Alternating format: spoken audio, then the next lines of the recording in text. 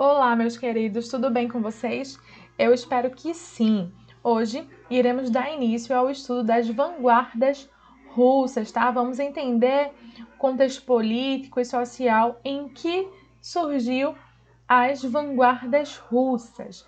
Partindo da ideia que se tratava de uma revolução, é fácil perceber que se tratava de uma revolução, era possível vermos aí situações de conflito, situações preocupantes, situações que levaram a mortos, feridos, enfim, verdadeiramente um cenário de guerra, tá, gente? Temos aqui até uma situação descrita, tá? Que em 1905, tripulantes do Potemkin, navio de guerra russo, estavam submetidos a condições degradantes de trabalho. Para se ter uma ideia, até carne estragada era preparada para o consumo. Então, a partir daí, vocês já conseguem perceber como estava sendo vivenciado os maus tratos da tripulação dessa embarcação, certo? É bem interessante aí essa questão, porque vivia-se um conflito, certo? Após a Primeira Guerra Mundial, a Rússia sofreu durante as consequências da derrota, com 9 milhões entre mortos e feridos de guerra e cidadãos russos, mais precisamente a classe operária, certo? Então, passaram-se a viver nesse cenário aí de conflito, de problema social, de diminuição da renda, de aumento da fome, de alta inflação, certo? E em 1917, um grupo de mulheres se organizaram para promover, para fazer um protesto no Dia Internacional da Mulher, no dia 8 de março, como vocês bem sabem, durante o qual tomaram as ruas de São Petersburgo, à época chamada de Petrogrado.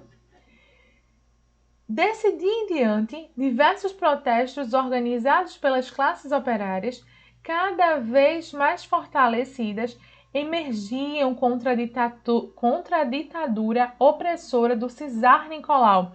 Por isso, lá no início, na página 123, na página anterior, temos aí no subtítulo cesarismo, tá, gente? Fazendo referência à ditadura opressora do czar Nicolau, ok? O qual, contra uma das greves, ordenou que a população fosse contida pelos disparos dos militares.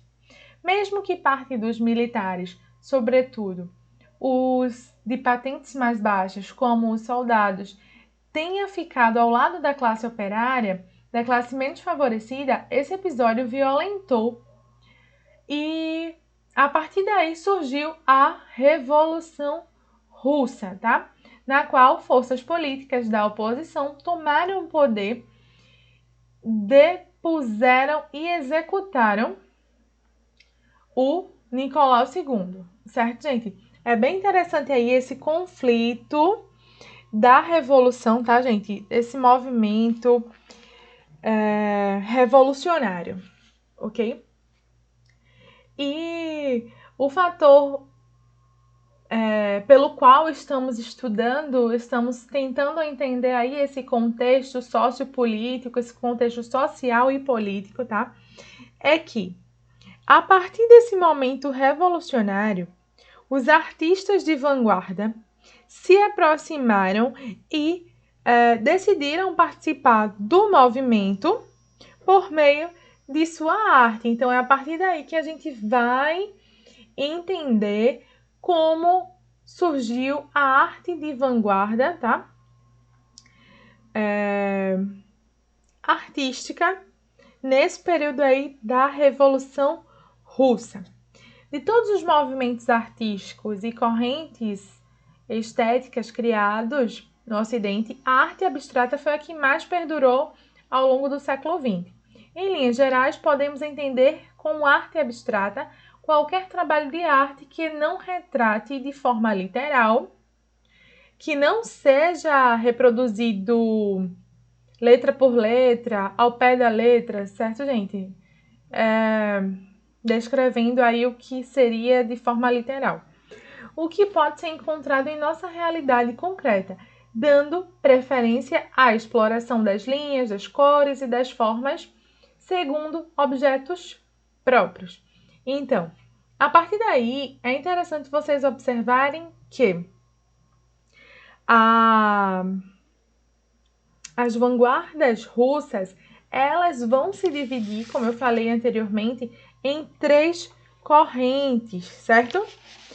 Essas 3 correntes serão chamadas de raionismo, suprematismo e construtivismo, que veremos mais adiante, certo?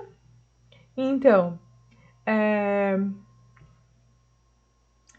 algumas das obras que seguiam a vertente das vanguardas já estudadas por vocês, já estudadas nas últimas aulas, por exemplo, o cubismo, o dadaísmo, ficaram conhecidas como arte não objetiva. Foi o caso, por exemplo, da arte feita pelo Malevich, certo? E outros artistas russos que, já conectados com a arte abstrata e trazendo marcas estéticas de vanguardas ocidentais como o futurismo e o cubismo, criaram movimentos culturais artísticos nas primeiras décadas do século XX, que ficaram conhecidas como vanguardas russas, ok?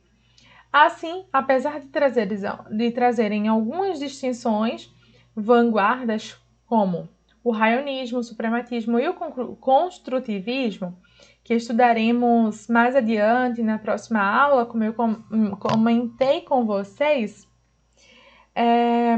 foram muito favorecidas esteticamente pelo intercâmbio formal e cultural que estabeleceram entre si, além de deixarem reflexos que perduraram nas artes por todo o século XX.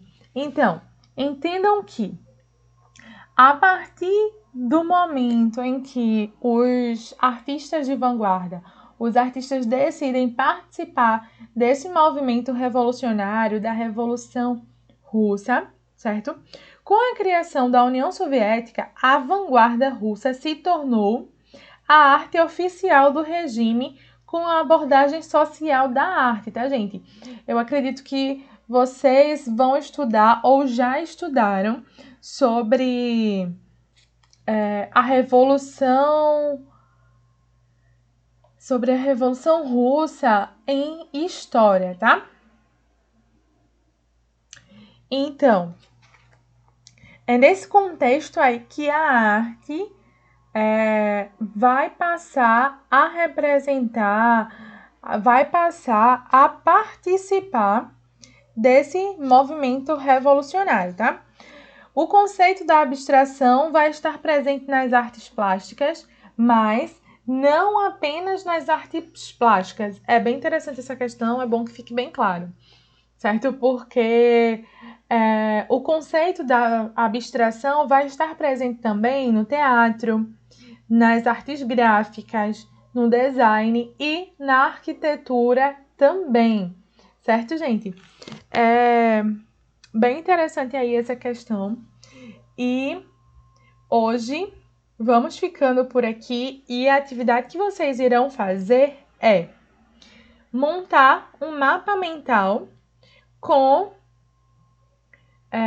a síntese, sintetizando aí em um mapa mental as 3 correntes de vanguarda, certo, gente? Quero ver esses mapas mentais prontos, quero ver todas as produções de vocês, tá? Portanto, se surgir alguma dúvida, se não entendeu algum ponto mencionado, à tarde, em nossa aula pelo Meet, estaremos aqui para tirar as suas dúvidas, ok? Tchau, tchau, gente. Até a próxima aula.